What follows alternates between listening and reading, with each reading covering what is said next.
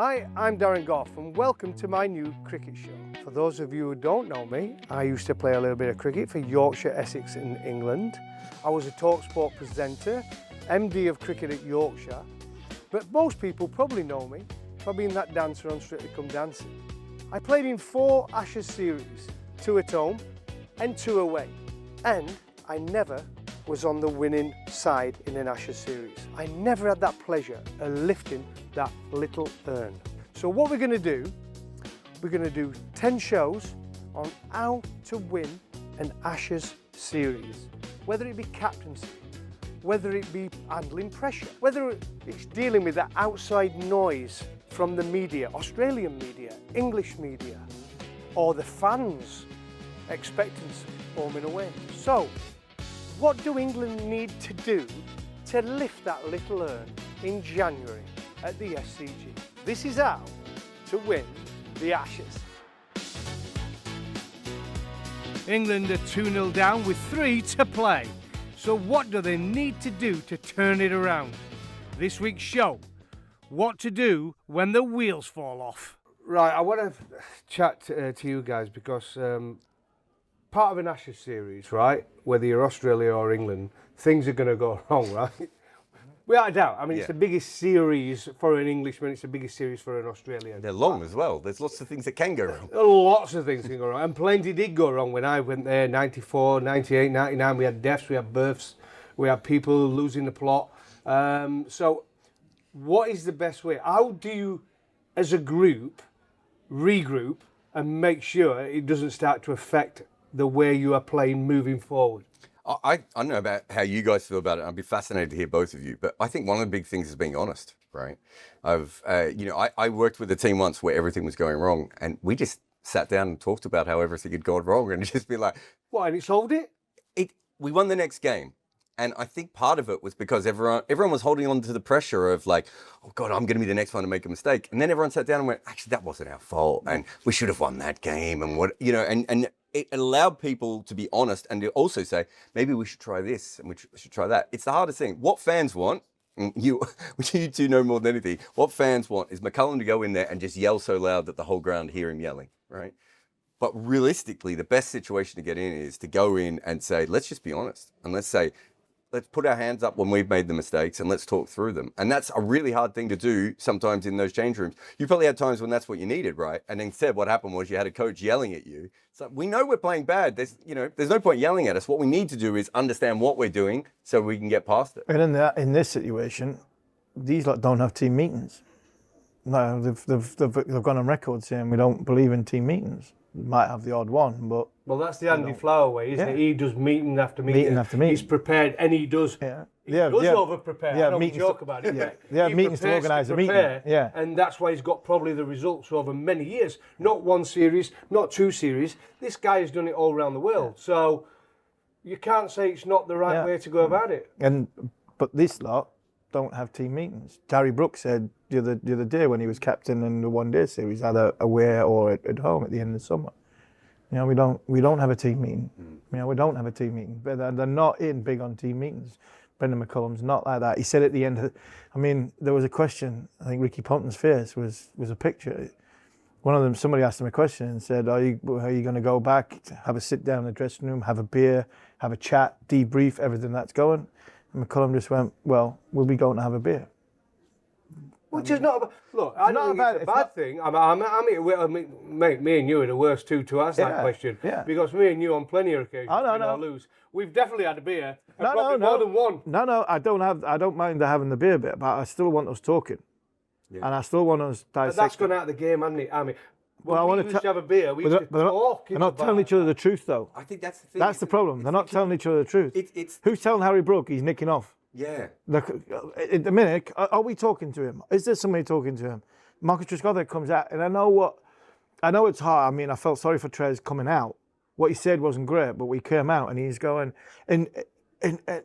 but you're going, well, we haven't really talked about driving on the up in Australia. And you're going, that's nearly as bad as Brendan McCullum saying we were over-prepared. Who's telling Harry Brook that you don't play that shot in Australia from that line and that length? Zach Crawley, Ollie Pope, all this stuff where Fletcher had his management meeting You know, Fletcher was different. He had his management meeting. So you had a team meeting at 6:30 and you had a management meeting at between 6 and 6:30. That 6 and 6:30 was an absolute, it was a shocker. To be on that management meeting was a nightmare. I was on it. I know, I got on it eventually and I did not want to be on it. If Flintoff wasn't on it, I was knackered because you had 4 senior players on it. And if you weren't in line with somebody else, you sat there for half an hour and I'm sitting there going, I could be lying in my bed for this last half hour because you're not going to listen to a word I say. No. And when it comes down to a vote, these three batters are going to vote anything I say. So what's the point? In the end, I did. I walked off it. But everybody does it differently. And everybody, on tours when it's going wrong, there needs to be a level of honesty. There needs to be a level of honesty. Communication and honesty is like the only way out of this, isn't it? There's also a process of, am I making a mistake? Are they too good for us? Where are we at and it's not a case of where you are in your development, but you look at some at NASA's tour in 2002-03. That's the best Australia side that's ever played the game. You know, Steve Waugh was in that side. He was on his way over the hill, but that side was probably the best. You know, but what came out of that side was in 2005, Trescothick was up in the batting, Vaughan was batting at 3, Key was in there and then went on to have a chance to get in 2005. Huggy was in that. Simon played the first Test match. I played the second. I played 2, 3, 4, and 5. Jarrod was on that trip. You know, that was a trip that potentially you're building towards the next one. Now I don't think this is building towards the next one, but I think if you can evaluate all these things and nip it in the bud at source halfway, you can stop the sort of momentum of we are going to get beat 5-0. Because as we sit here now after 2 Test matches, everything's sitting here to go, we're going to get beat 5-0. And that's always a difficult process. Whatever tour you've been on, whatever tour I've been on, or whatever tour Australia have come to England and not won. It's how you stop at source, mid-series, or at the end of a game when it's gone horribly, horribly wrong. I'm trying to think now to some of our tours because I say I would argue that 90s Australia side were pretty special as well. It was the same side. Well, there was a bit of a crossover when Ponting came in for Boone. You could argue I probably made it better, right? They just got a little bit better. I mean, they got a better as the 90s were going on. But I think back to that first tour, 94, and I do think it makes a difference whether you're a young player or unless you've been totally brainwashed by the old system. I think me as a young player going on that tour, I kind of were oblivious to whether we won or lost. For me, it was the excitement of being there, and it never affected me badly at all. I felt good energy from the support. I mean, the Barmy Army, it was their first tour, so they were all excited. And I think that energy from the Barmy Army helped me, you know. Now, if that energy suddenly changes, and I think that last test, I noticed a big change in some of the support from some of the support from out in Australia. I think that's the thing that might affect this England team more than anything Baz McCullum says or Ben Stokes. I think it'll be the energy from the fans who are out there paying lots and lots of money. How do they get over that? I mean, I think that's one of the more interesting things because it's great. You hear this with the Indian players, right? The Indian players are like, the fans are the best thing. We never play an away game anymore, right? Until they're losing. Now look at the fans. The fans want to get rid of half the Indian team. Gautam Gambhir can't coach, despite the fact he's won all these other trophies recently, right? And so I think that's a really important thing. And then on top of that, you are touring with the same group of people because a lot of those fans are, 2, 3, 4. You're seeing them. They're getting their energy is sapping, as you said. You're losing that energy, and then they're not as loud. Again, I think you just have to front up, don't you? And you just have to say, look, we're not playing good enough cricket, and we have to do everything that we can. The issue is that the way that the modern English team talks about it is they don't play to the fans. They play to themselves. Yeah. They'll be like, we're going off to play golf. Whereas you guys would be like, look, sorry, we're not doing this, right? And I think that builds a bond with it's like, we came out to see you guys and you didn't play very well. Whereas at the moment, they go like, well, wait, you're going off to Noosa? Like, what? Oh, okay, though. But then we're going down the route of we're doing things on camera. And listen, I'm in devil's advocate here. I'm talking about, but are you better off doing things on camera just so you look as though you're working even harder? Or surely, let's look at it from another point of view. When we get stressed at work, when we get tired at work, what is the first thing people think of to do? Is go on holiday, right? Yeah. And get away from things. So is it actually now the modern day sports or the modern day person, is it actually good to take a break mid-series, or do you think it sends out the wrong message to everyone? Well, I think it's important to take a break mid-series. I think there's a few things in this tour which is different to the tours that we went on. We'd had played 3 first-class matches before we got to the first test, played possibly Australia A between first and second test in Tasmania, played the second test match, then there's a break. Then you go on holiday. This lot have not had that going into it, so it's a little bit of a different one. The last series was a COVID series, so they didn't have that options. The ones before, series before, were a little bit old school mentality. So England have wanted to change what we're talking about, which is losing 4 and 5-0. Yeah. How do we do that? They come up with a plan, and the plan is for whatever reason, their plan, and they need to stick to it, because you need to stick to your process. So I don't have them a problem going away. I had a problem with the preparation. Don't have a problem going away between 2 and 3. I think, come back to your point that you made right at the very start there, you talked about your 94 tour. I'm not sure what it was like you were on the 2002-3 tour that I was on, but you didn't play it. You weren't there. You weren't there when the Test match series started. I felt exactly the same on that tour than what you're talking about, 94. You went on that 94 tour, the rough Barnsley Diamond, all-rounder, slogging it everywhere, big white helmet, all that Crowd stuff. loved No fear whatsoever. No fear whatsoever. Totally innocent. I went on 2002-3 tour, played my second, third, fourth and fifth Test match when Simon got injured, and I felt exactly the same as you. I'll tell you what, fast forward 4 years later, when I go back there, having won in 2005, been to the top of the world rankings and dropping down. No Vaughan, no Trescothick, somebody else. Giles went home after the first one. All of a sudden, you as a senior player, it's a completely different tour. It's a different tour. All of a sudden, you're feeling in 94, you're feeling in 2002-3. That's Liam Plunkett. That's Saj Mahmood.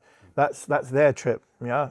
The pressure's on. I experienced that as well, 98, 99. So I was then a senior. Yeah, I get that, and that's right. So what we're trying to say then, I think all of us, is, but when you're young and innocent and you haven't really experienced it before, it's actually probably might be a good thing to refresh it and put in people who have not been burnt before. So now we're in a situation when you're losing. Do you change it, or do you stick consistent selection, which England have done now for probably 5-6 years? It's just been a selection, the same selection every single game, unless you have an absolute 7 games. But in that, and you've been a director of cricket, the problem I've got with this group is when they go and do things, it's one size fits all, and that annoys me, because what Matt Potts, what Josh Tongue needs is not what Joe Root, what Ben Stokes needs. So I don't think the problem's with those two anyway. On the specific Ashes. But what I'm talking about, I think Stokes and Root, if we have 5 more players like those two in the team, we're winning, aren't we? We're not 2-0 down. But are we preparing to get Joe Root and Ben Stokes and the more senior players ready for the first test? Or because that's what we think the dressing room will be happy and it'll be a nice bouncy place, and we don't want to say like nasty things to people, and we don't want to be telling Harry Brook you shouldn't be doing this, and we don't want to be having a go at people. Yeah. So what you're talking about there is where basically I think there's a big push in professional sports, because the big stars are the biggest. You want to keep them the happiest. And so you end up keeping your top 5 or 6 really happy.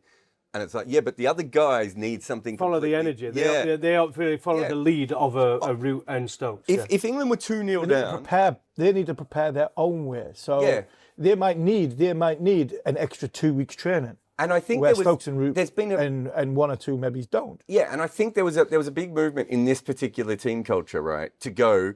You don't need to practice as much. You don't need to do as much fielding practice as everyone else. You can catch. We'll make sure you get it and everything else. And this is the issue of no one has a problem with you having a holiday when you're 2-0 down, right? if you had done all the preparation and you're being beaten by the world test team playing incredible cricket, but when you're being beaten by Jake Weatherald and Brendan Doggett, right, and you didn't prepare beforehand, there is an element of this. And so when you get 2-0 down, why are you making the same decisions that you were making before? Yeah, we're going to go play golf in Noosa. But guys, this is what we're going to do in the morning before golf, and this is what we're going to do in the afternoon, and we're going to sit down and we're going to talk. That is what they have to do. You can't just play. You can't just pretend that this hasn't happened, because it has. Okay, we'll stick with this then. So this reset. So is it more of a psychological reset than actual nets? So as I've talked about, it's sometimes good to, I think this is a little bit short going on a trip already when they've only played 2 test matches and there's been a 10 days off they had in between first and second. So that's what makes it even look stupid. But it was pre-booked and paid for, so they're going to use it, right? Have to go. But so part of rebuild and making sure you're in the right frame of mind for the next test, they've got this, but they've got to do something. So with sounds of it, it's not going to be nets. So has it got to be a point where they just get across the message, this is the way we are going to continue to play, but... Yes. So it's got to be a psychological reset for the players rather than tactical, physical. Communication, all those things. You just say, we're going to play golf. We've got the holiday booked, fine. But now, in the afternoons or the mornings, however it's going to work, this is what we're going to look at. On day 1, we're going to talk about this. On day 2, we're going to talk about this. We're going to split you up, fast bowlers over here, you know, top order batters over here, whatever groups that you need to do. Work on it on your own. You don't even need a coach here if you want. Maybe the coaches are golf on their own. And everyone needs to come back and be like, maybe we're not doing it right. So up to the players to speak to each other honestly. That's how I would do it. Honestly, on a total break from netting, And that's about the games. But that's what good dressing rooms do. I mean, They do that that's naturally, good, right? Good dressing rooms should be doing that. And you listen to press conference afterwards, you'd hope that they're doing that, because that's what he's alluded to in Stokes. In times I've gone by in the 2002 trip, 2003, 2002-3, 2006-7, you look to your senior players to stand up and show some character, even at times in the home series. In 2009, I wasn't involved at the start. I was involved as it went on. But I mean, Strauss-Flower had a clear plan, clear message. You know, so did Vaughan and Fletcher. They had a clear plan and a clear message. A lot of that message was involved with the 2002-3 series. From Nasser through. Vaughan took over, tweaked a little few things, relaxed a few things, but he relaxed a few things. It was the fight, wasn't it? That on that era, it was more about you had to show a bit of fight. But Michael relaxed a few things, but still kept the structure that Nasser and Duncan had built up. So the structure was still there, but the relaxed mentality of same singer, different song. Yeah. You know what I mean? Yeah, sorry, same song, different singer. I mean. You know, the song was there. We were still on the same message. We were just being. It was just being sung by in a different way. Can I just ask Jarrod a question? Because I think this is interesting for me and you. Australia, right? When has it gone wrong for them? I think I can remember one big occasion where it went wrong for them, and it's been brought up this current series by Monty Ponasar. Yeah. Obviously, with scratching the ball and sandpaper gate. So how did they deal with this situation? They picked the guy that you said was the contest winner for their captain, didn't they? Apologies to Tim Payne. Darren Gough will be sending you a tweet later. But they really, do you know what they did? It was actually quite fascinating. They went off and they went, are we doing this right? Like, are we playing the game in the correct way? Because you remember when they lost in 10-11 Australia, there was this whole thing of they're not sledging enough. And they believed that. And so they came back sledging harder. They were just rubbish in 10-11. Correct. But we know that, right? It was the same in 5. They were talked about being too friendly. Exactly. And so I think they had to get past that. And so when sandpaper happened, they went, well, it's not about the friendliness, is it? Because cricket was going, what's the actual issue here? What are we doing right and what are we doing wrong? And there's that famous thing, I think it was Vince Lombardi, but it was one of the old NFL coaches, is like, the hardest job in sport is like going in at halftime and realizing that what you've done to get yourself to the Super Bowl isn't now working, right? And that's the hard thing. And I think that's what Pat Cummins comes out of sandpaper gate, right? Because he comes out of that and goes, do we have to be these guys? We're actually pretty smart and we're a lot more cultured than previous Australian teams. But were they a victim? But this is where I look at from that is like, were they a victim of previous success? That in 20 years, Australia were unbelievable. Best teams in the world won the Ashes. England didn't win until whatever. And then all of a sudden, all them players dropped off, went out the side door, and the pressure that's now on the team from sort of 10, 11 onwards it's win at all costs. We have to be in that. It's the win at all sometimes you goes over. That's when you sail close to the line, and the Monty stuff. I mean, I love Monty, but it was just so wide of the mark. It was ridiculous. Oh no, I agree with that, but I'm just saying, but they had to deal with the situation that went wrong, and they dealt with it and rebuilt. Look at the people. And it was look at the moments of people they have. madness. Moments of madness. No, exactly. Brain fades, moments But of look who madness. they've hired since then. So do you remember John Inverarity when he coached Australia? Coach Kent. The bus driver. Yeah. There's one, he says, not me. So sorry. No, that's John Buchanan. Sorry, yeah. John Inverarity. Sorry, John Inverarity was. I got the wrong bus driver. He was Kent. I know he. He certainly coached over He worked here. with Kesey. I know that. If you go back and you have a look, and this is, I think 10, 11, he might have even been the chairman of selectors. It was all this stuff about the nerds have taken over cricket, right? That's why we were losing, because of the nerds. Andrew McDonald, George Bailey, Pat Cummins, these are all nerdish guys, right? Like, they're really nice guys. They're not in your face. They're cricket thinkers. Yeah, they're thinkers about cricket. Australia had to get to that because, you guys know, Australian cricket was really talented, but they did some dumb things. They were just so much more talented than everyone else. New Zealand always used to laugh going, if we had like 3 good players, we would beat them, because look at all the mistakes they made. They would walk into our traps over and over again, but New Zealand couldn't beat them because Australia was more talented. Australia got to a point where they've started to hire the smart guys, and that came out of that crisis, right? Pat Cummins isn't less aggressive than other people. I mean, how many bounces? He probably bowls more bounces than Glenn McGrath ever did. He just doesn't do as much staring, right? They're still ferocious and trying to win, but they're doing it with brains. So the point being is, sometimes you have to look at it and go, are we doing everything right? And England haven't won it in their last 4 test matches, have they? I don't know. If it's me and I'm in that change room, and if it's one of us, aren't we all putting our hands up going, are we sure we're doing the right things right now? Mm-hmm. Well, I think there'll be a few of us from bowling point of view would be saying a few choice words. I think we might get a split. We have tours where we get splits, batters and bowlers. But if you look at when England have been successful in the past, their coaches have been deep thinkers. Duncan Fletcher, as much as I didn't get on with Duncan all the time, he was a deep thinker. Andy Flower, deep thinker. The coaches that we've had in the past have been deep thinkers. And I think, we'll all love Buff, great man. He was a mentor. We all love Baz. He's a mentor. Yeah, it's a different role, isn't it? It's a different role.